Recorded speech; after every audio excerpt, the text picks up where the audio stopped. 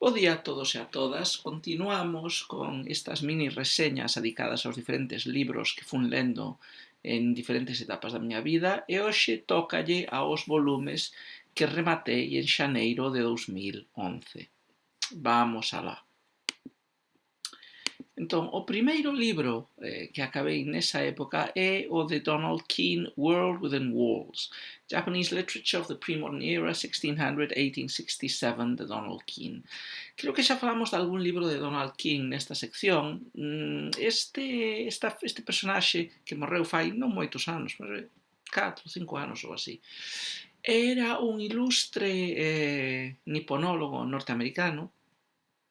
Unha das súas maiores obras foi unha masiva historia da literatura xaponesa en 4 volumes. Entón, este que lín en xaneiro de 2011 é o segundo dos 4.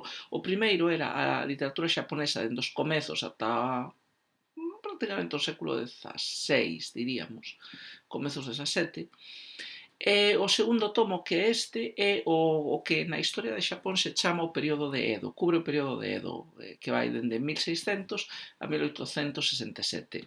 Este é un período curioso na historia de Xapón, é un período no que o país está moi pechado aos estranxeiros, prácticamente estes só poden entrar por Nagasaki, holandeses.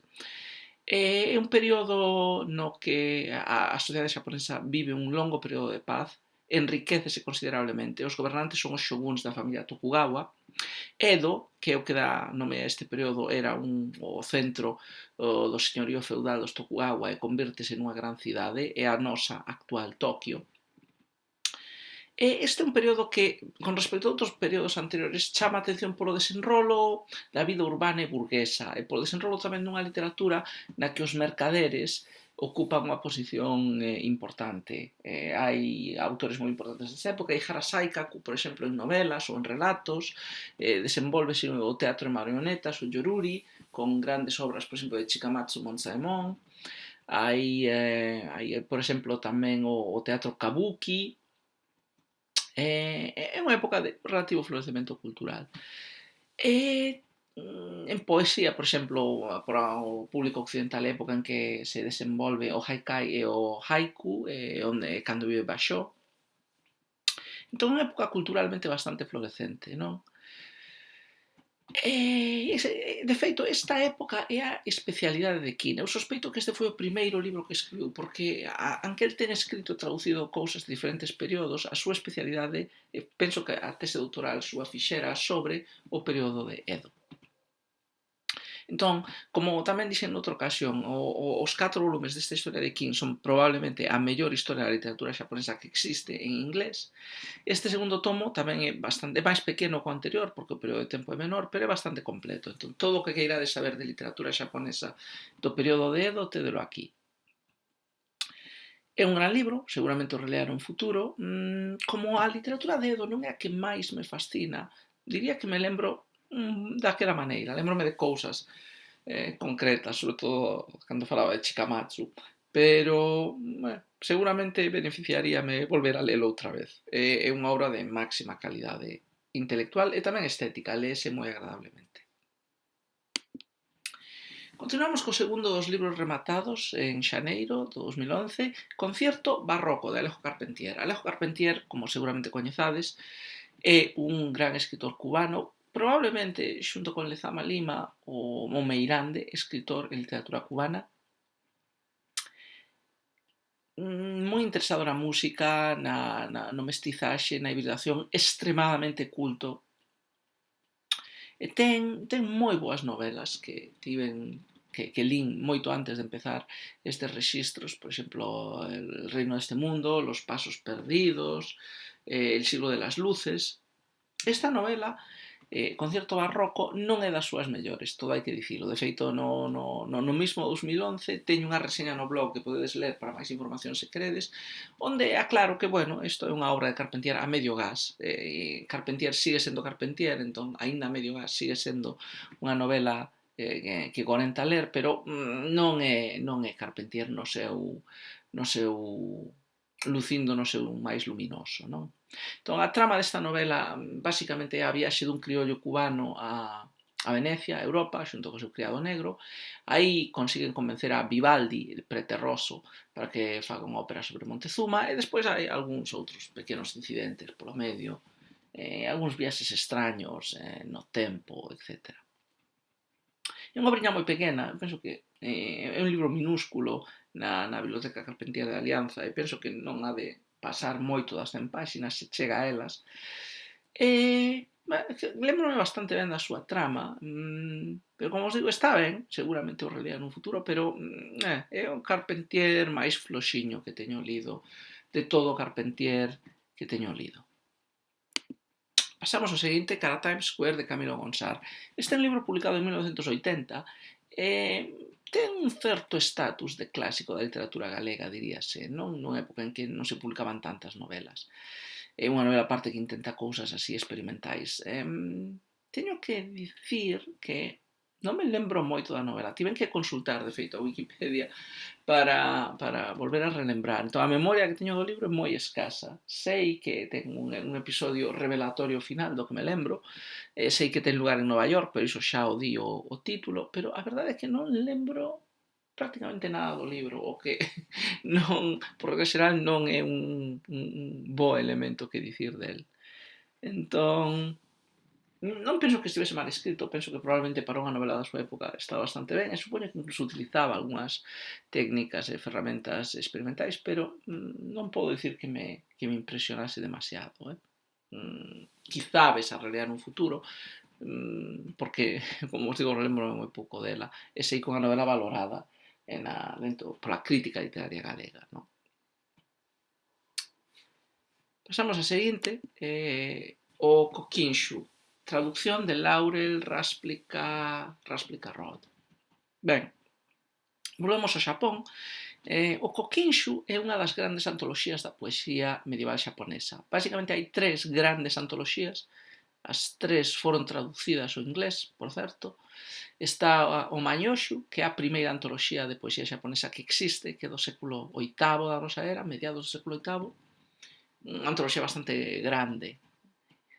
Despois está esta, o Kokinshu, que é unha antoloxía de comezos do século X, o 913 ou así, é cando Kino Tsurayuki, por mandato imperial, a compila. E despois hai outra, o Shin Kokinshu, que é do século XIII, penso, 1200 e pouco tamén. Para quen quera coñecer a poesía xaponesa, o Kokinshu e estas outras dúas das que falei, isto é a poesía clásica xaponesa, non é o haikai ou o haiku, que son poesía clásica, pero século XVI.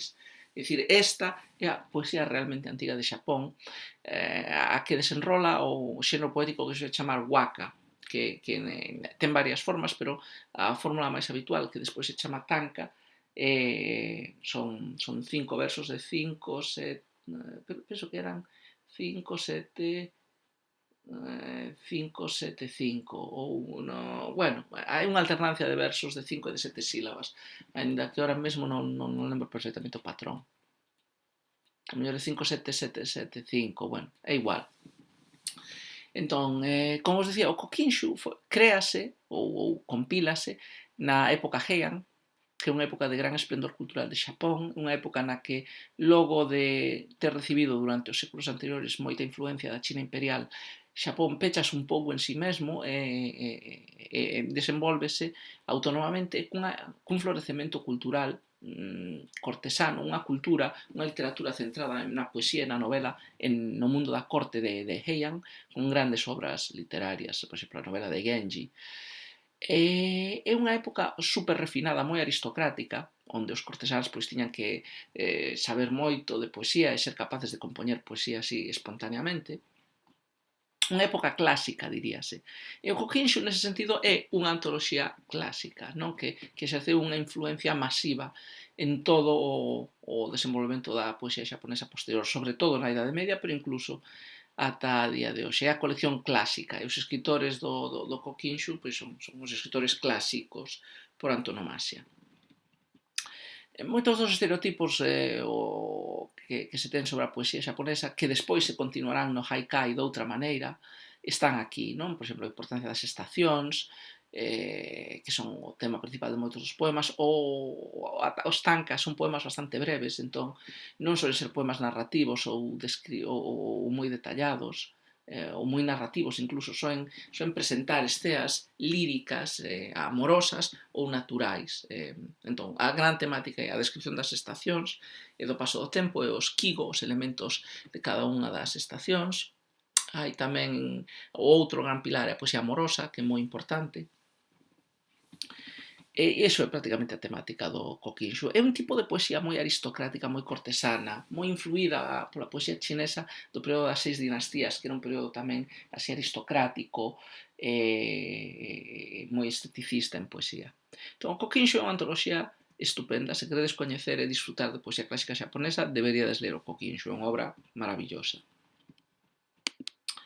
Por último, last not least, penso que quinto libro que rematei en xaneiro de 2011 tamén de Xapón, como vedes estaba moi niponizado, Poems of the Five Mountains de Marian Uri. Entón, esta é unha traducción de poesía escrita por xaponeses, pero non en xaponés. Entón, o Five Mountains, o Gozan, refírese non a montañas de verdade, senón aos 5 grandes mosteiros do budismo Chan, no xaponés Zen, que recibían apoio institucional no Xapón medieval. Entón, o budismo Chan chegou a Xapón relativamente tarde, pero bueno, a escola Chan nace, ao contrario que as outras escolas budistas, nace en China, na dinastía Tang. Entón, chega a Xapón sobre os comezos do século XIII.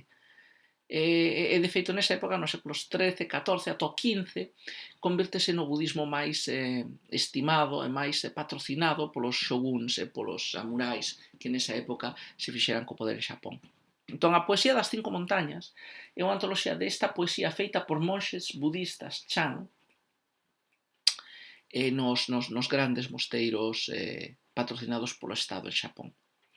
Entón, é unha poesía curiosa. Por un lado ten elementos budistas, pero non é excesivamente budista, polo menos nesta antoloxía creo lembrar. É unha poesía moi cultural, moi refinada. Os mosteiros, igual que un pouco cos mosteiros medievais, pero máis que os mosteiros medievais de Europa, os mosteiros Chan eran centros culturais. Isto tamén ten que ver cunha visión religiosa que a escola Chan difunde e que se converte despois en habitual nas artes xaponesas, a idea de que hai varios camiños que levan á iluminación religiosa, non só o estudio das escrituras, etc., senón que a través de actividades cotiás un pode chegar á iluminación. E tamén a través de actividades estéticas un pode chegar á iluminación. Entón, isto explica que os mosteiros do Gozan foran grandes patrocinadores das artes e importasen as modas artísticas, sobre todo de China na dinastía Song. Bueno, hai varias prácticas culturais das que estes mosteiros Zen se convirten en patrocinadores. Unha delas, por exemplo, a cerimonia do té, que nace precisamente nestes mosteiros e nas súas tradicións de consumo de té, que se consume de xeito distinto a como se facía antes. Pero, bueno, a produción que ocupa este libro é poesía escrita por estes abades, estes importantes monxes, non, dos mosteiros do Gozan. O máis famoso deles, Ikkyu, que tamén ten, bueno, un personaxe excéntrico e ten outras, teño unha antoloxía del exclusivamente. Libro estupendo, recomendable, curioso, porque, como vos digo, é cultura importada de Xapón. Por exemplo, os poemas deste libro son poemas en chinés. Eran feitos por xaponeses, pero poesía escrita en chinés. E iso é todo por hoxe.